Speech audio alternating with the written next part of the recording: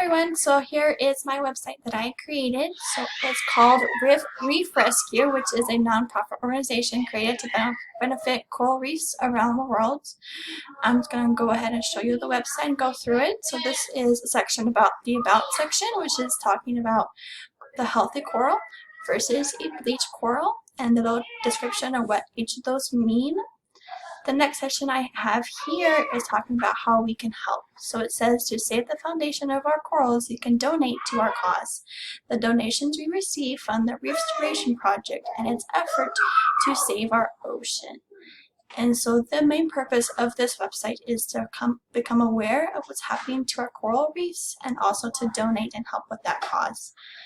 If you do end up donating to our organization, you will get a gift. So our rescuers receive a bracelet as a reminder of their dedication into the ocean. And so if you do choose to donate, become a rescuer and part of our group.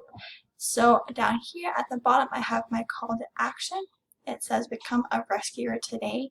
And this donate button will get you to a different site that shows you where you can donate and help this cause. A little bit about my website. I chose to do a simple background, so the focus is on the pictures and not so much the other features for the website. I did a nicer font here to help with the sophistication I wanted for my website. And then some tools I added was if you click one here, it will jump down to the bottom of the page, and the same with the support and the about buttons for my in-page linking.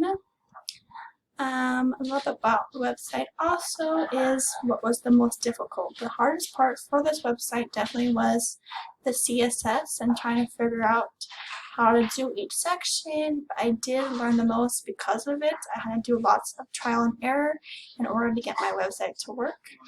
And I really do like how it turned out in the end.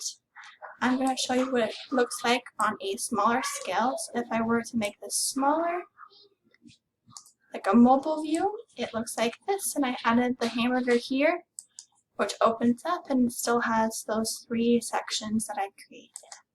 So that's my website.